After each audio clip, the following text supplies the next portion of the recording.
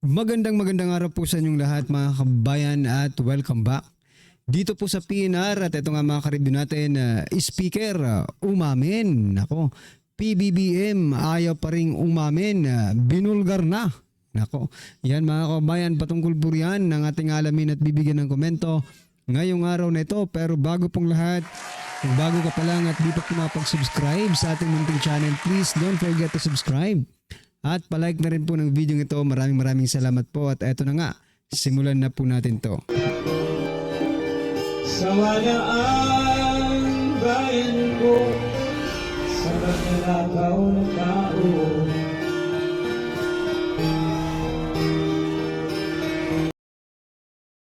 So yan mga kabayan, bago po natin muling i-play ang video ito, eto pasadahan po muna natin ang mga nagte-trending ng mga balita dito po sa mundo ng social media. At unahin na nga po natin ito mga kabayan, itong si Drilon, no? Sabi po ni Drilon mga kabayan, Drilon sis, nakikita daw niya, no? Political consideration in Marcos refusal to admit he gave the order to arrest Rode Duterte. So ibig sabihin mga kababayan, naniniwala po si former Senator Drilon, no? Si former Senator Franklin Drilon na talagang si President Bongbong Marcos Jr. ang nasa likod ng pagkaka-aresto kay former President Duterte. Ang tanong, bakit? Bakit hindi niya ina-admit ito? Sabi po dito ni Drilon, political consideration. Maybe because President Bongbong Marcos Jr. knows no, na marami po ang taga-suporta ni former President Duterte na posibleng magalit. Sa ginawa nila, talagang magagalit na. Galit na mga kababayan, yung mga taga-suporta. Diba? Dahil nga po sa eleksyon, marahil ay yan, ayaw niyang i-admit, no? Na siya talaga ang nag-utos. Pero klarong-klaro naman mga kababayan, kahit hindi po nila i-admit, no, na sila ang nag-utos, tatanungin mo lang sarili mo sino ba ang may pinakamataas na posisyon dito sa ating bansa na posibleng mag-utos sa kanila, hindi ba? O diyan pa lang talagang makukuha mo na yung sagot di ba? Well anyway mga karibin natin, ano po ang inyong opinion dyan? I-comment nyo na lang po. At eto pa. Ito naman po mga kabayan, si Kerwin Espinosa mukhang pinagbibintangan, no? Character assassination. Ang ginagawa kay Congressman Richard Gomez, no? Ito pong sabi mga karibyo natin. Kerwin Espinosa pinagbabantaan or pinagbintangan si Congressman Richard Gomez na tao ni Duterte. No, talagang ganoon talaga. Kaso itong kasi itong si Richard Gomez at itong si Arisa, yung bata niya, maka Duterte kasi tao talaga yan ni Presidente Duterte noon. Pero masakit ang nangyari at sa amin, no? Kasi akala namin wala na kaming makitang liwanag. Yan po ang statement ni Kerwin Espinosa. Ano naman ngayon? Ano naman ngayon kung tao?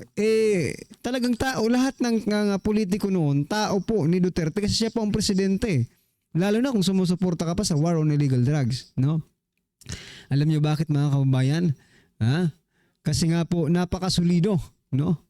Ng pagsuporta ni Congressman Richard Gomez dito po kay former President Duterte. Kahit iilan na lang po sila, no, na naninindigan, no, kasi yung iba nagbaliktaran na diyan sa Kamara, di ba, diyan sa House of Representatives. Pero ito pong si Congressman Richard Gomez mga kababayan ay isa sa mga tumindig para ipaglaban si former President Duterte. Ano naman kaya ang dahilan, no, ni Kerwin Espinosa at bakit niya naman idinadawit pa itong si Congressman Richard Gomez sa buhay niya? Di ba? Ang sabi nga po ni Kati Binag, mga kababayan, character assassination is the name of the game ng gobyernong ito at sa mga kasamahan nila. Sa ganyan, sila maging magaling. Ginawa din nila sa akin yan. And until now, yan pa din ang kanilang pattern. Yes, no? Marami po. Nilang po kayo, Miss Kati Binag, maging si attorney, former Congressman Teves, di ba? Siya po. Naging biktima rin at marami pang iba. Si Pastor Apollo Kibuloy, mga vloggers at marami pa pong iba. As long as nakikita po nila na ikaw ay kumakampi kay former President Duterte, may kalalagyan ka po sa kanila. Yun po ang nakikita natin, mga kababayan. Ano po sa tingin nyo? I-comment nyo na lang po sa baba, mga kababayan. At eto, pasadahan din po natin itong sinasabi ng Philippine Star na NCR crimes down by 23%. Di ba? Pero ayon po sa 2025 Crime Index ng Asia, sa Asia, mga kababayan, ang NCR ang nasa pangalawa at pangatlong posisyon sa pinakamataas na crime, mga kababayan. Well, anyway, hoy, kayong mga taga-NCR, kumusta? Bumaba na raw no? Bumaba na raw ang krimen sa inyo dyan. Ang tanong, nakakapaglakad na ba kayo sa gabi nang walang kabaha-bahala? Do you feel safe? Yun lang po ang basihan para masabi nating wala nang krimen nangyayari sa ating bayan. Ang makakapaglakad na po nang walang inaalala ang ating mga kababayan at nafe-feel po nila ang safety tuwing lalabas po sila ng kanilang bakuran. Di ba? Kung yun po ang nararamdaman nila, talagang tama po itong Philippine Star report na bumaba ng 23% ang crimes doon sa NCR, mga kababayan. Okay. Kayo na po ang mag-judge, mga kababayan, kayong mga taga-NCR, kasi kayo naman po ang naka-experience ng totoong nangyayari dyan po sa inyong lugar.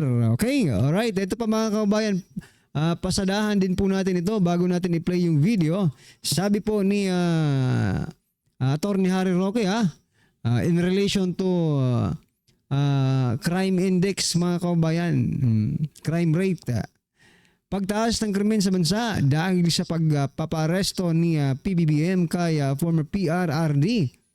Nako, do you really believe, mga kababayan? Iginiit ni dating presidential spokesperson Harry Roque na si Pangulong Bongbong Marcos ang dahilan ng pagtaas ng kaso ng krimen ng bansa.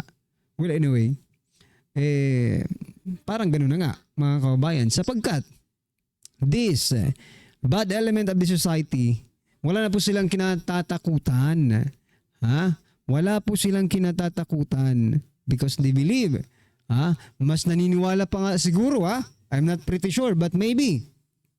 Kasi kung ako ang isa sa mga bad elements of the society, isa lang po ang iisipin ko. I am very, very mapalad, no? sa panahon ni President Bongbong Marcos Jr. Bakit? The bad elements of the society feel, no, protected, mga kababayan, sa panahon ngayon. Bakit? Bakit ko nasabing protected sila? Kasi po, mga karibin natin, kapag tinitira natin, no, binabanatan natin itong mga kriminalidad, nagsasalita agad ang mga authorities natin No. Walang ganon. Bumaba talaga, pero according to the grounds, no? Dito po sa reality. Nako. Isa lang naman po talaga, mga kababayan, no? Isa lang naman po talaga ang basihan ko kung bakit or kung talagang bumaba ng krimen dito sa ating bansa. Isa lang po ang basihan ko. And I don't care kung anong basihan ninyo. Ang makapaglakad lang po tayo ng feel natin na safe tayo. walang gagalaw sa atin, 'di ba? Yun na po ang basehan ko para sabihin natin, oops, the crime rate is really going down, no? Ano sa palagay niyo ano ang basehan niyo, mga karibin natin? Kasi yun po ang basehan ko. Yung mga basehan din ng dating Pangulong Duterte, mga kababayan, na ginawa niya sa Davao. Nakakapaglakad po ang isang babae, hindi lang babae, tao, no?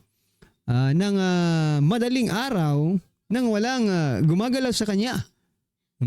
Diba? Kasi takot nga po ang mga mga gumagawa ng kalokohan. Pero ngayon sa administrasyong ito, dudable tayo, no? We are very doubtful. Natakot ang mga hinayutak na mga ito. Dahil nakikita nila na parang protected tayo ngayon. Let us celebrate. Party! Nako. Ano pong opinion niyo dyan, mga karibin natin? I-comment nyo na lang po. At eto, pasadahan na po natin itong balitang ito. Breaking update. Hala, Speaker umamin, di kinaya. Kongreso tagilid na. PNP, Palasyo nagulantang. Eto na po. Si Martin Romualdez nagsalita po na wag daw pong gamitin, wag daw po tayong maging tagapagsalita ng kasinungalingan. Sino kaya yung tinutukoy niyang tagapagsalita ng kasinungalingan? No? At marami pong yan, no? Yan po ay pag-amin na wala po naniniwala sa kanila. Kaya dahil wala naniniwala sa kanila, dahil binibintang nila na may mga nagsisinungaling kasi. No? Di ba mas madaling paniwalaan yung katotohanan kaysa kasinungalingan. Yan po kay Martin Romualdez, ganito po ang pagkakasabi niya, no? Huwag tayong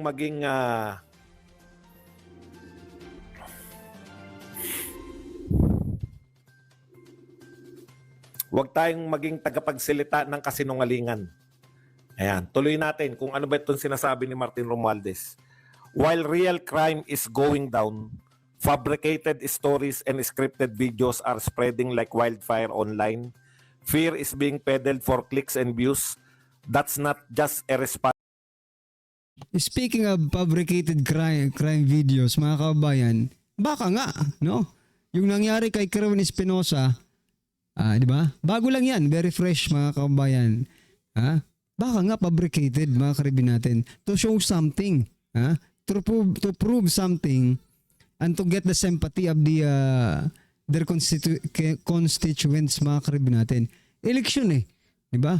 Ano? Election, dramang pang-election ba? Ang nangyari kay Kerwin Espinosa. Kung babasihan po natin yung statement ni Speaker Martin Romualdez, mga kababayan, parang ganun nga ang lumalabas, di ba? Fabricated crime videos, mga karibin natin.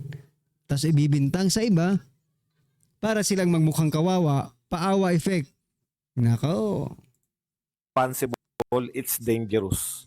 Ang dami pong assumption dito ni Martin Romualdez, no? Yung clicks and views. Ano na naman yan? Vlogger na naman ang ano niyan. Ang tunguhin niyan, no? Bakit po masyadong mainit ang dugo ninyo sa mga vlogger, di ba? While real crime is going down, fabricated stories and scripted videos are spreading like wildfire online. Fear is being peddled for clicks and views. Alam nyo kasi, tama po yung sinasabi ni Sir Badong Orates. Bakit po ba kayo galit-galit na sa mga vloggers? Nung panahon po ni dating Pangulong Duterte, sa administration niya, galit na galit siya sa mga mainstream media na hindi nagbabalita ng mga totoo. Ngayon, ang administrasyong ito, galit sa mga vloggers, mga kababayan. Isipin nyo ang mga vloggers po ay mga ordinaryong Pilipino na gusto lang maglabas ng kanilang nararamdaman, freedom of speech, freedom of expression to the government, mga karibin natin. We're in. Nung panahon po ni dating Pangulong Duterte, ang mga mainstream media, hindi po yun freedom of expression, mga kababayan. Hindi po yun. Hindi po yun freedom of speech. Kasi kailangan talaga nilang, may obligasyon talaga sila to report what is happening in the country. Pero hindi nila ginagawa yun Kaya galit na galit po si Pangulong Duterte sa mga mainstream media noon. Dahil iba po ang kanilang binabalita nga sa nangyayari sa katotohanan. Ngayon naman po mga kababayan, ito na pumasok lang sa isip ko ngayon lang.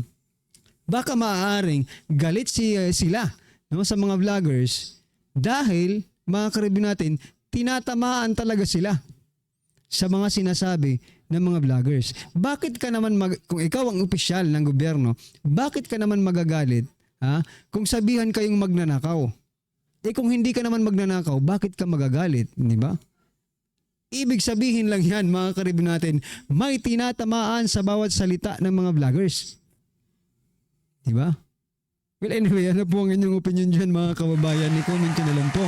At ano man po ang inyong reaksyon, i-comment nyo na lang. At maraming salamat po. Please don't forget to like the video mga karibin natin. Maraming salamat po. Sawala ang bayan ko sa magnanakaw na tao.